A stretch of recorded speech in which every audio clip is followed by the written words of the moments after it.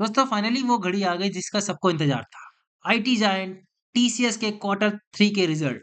तो आइए देखते हैं टीसीएस के रिजल्ट कैसे रहे और क्या इम्पैक्ट होगा इसका पूरे आईटी सेक्टर पर। तो सबसे पहले अगर ओवरव्यू की बात कर ली जाए तो year on year sales growth हुई है 5% से। वहीं इबिट्डा ग्रो हुआ है 7% से। नेट प्रॉफिट भी 7% से ग्रो हुआ है ईयर ऑन ईयर।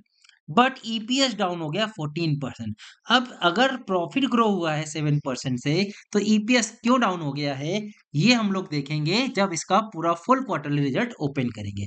फिलहाल अगर ये 5 7 और -14 की बात कर ली जाए तो यहां से तो भाई लग रहा है कि टीसीएस ने इस बार गुड़ गोबर कर दिया। आइए देखते हैं इन डिटेल क्या हुआ है टीसीएस के रिजल्ट में। तो आगे हम लोग क्वार्टरली रिजल्ट की इन डेप्थ एनालिसिस पेज पर क्वार्टर ऑन क्वार्टर अगर बात की जाए सेल्स किस हिसाब से ग्रो कर रही है तो 65,799 मतलब 65,800 करोड़ से कहां पहुंच गई सेल्स 67,000 करोड़ पहुंच गई।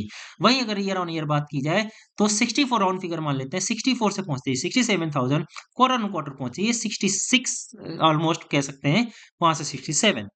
उसके बाद एक्सपेंसेस आते हैं और ऑपरेटिंग प्रॉफिट की बात की जाए तो करीब करीब 18,000 करोड़ से पहुंच गया 18,269 करोड़। और ईयर ऑन ईयर बात की जाए 17,000 करोड़ से पहुंच गया 18,000 करोड़।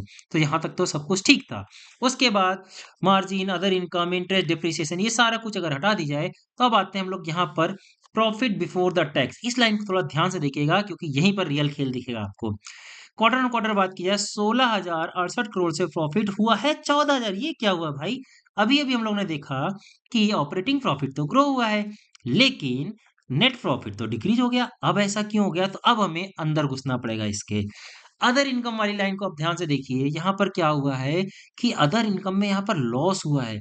अगर आप पीछे जाएंगे तो यहाँ पर इतना प्रॉफिट हुआ है, यहाँ 96 करोड़ का लॉस, यहाँ भी 900 करोड़ का प्रॉफिट, 700 करोड़, 1200 करोड़, 1000 करोड़, 1600 करोड़, इतने प्रॉफिट होते हैं। वहीं लास्ट 2 क्वार्टर से लॉस हो रहा है। लास्ट क्वार्टर में 200 करोड़ का लॉस था, इस बार 2000 से भी ज्यादा करोड़ का लॉस। इस वजह से यहाँ पर नेट में क्या हो गया, लॉस हो गया। और वही चीज अगर टैक्स देने के बाद की बात कर ली जाए तो लास्ट क्वार्टर में प्रॉफिट हुआ था फाइनल फाइनल 12,131 करोड़ का और इस बार हो रहा है केवल 10,720 करोड़ का। मतलब इस बार क्वार्टरली रिजल्ट डाउन हुए हैं। प्रॉफिट में तो है, लॉस में नहीं है।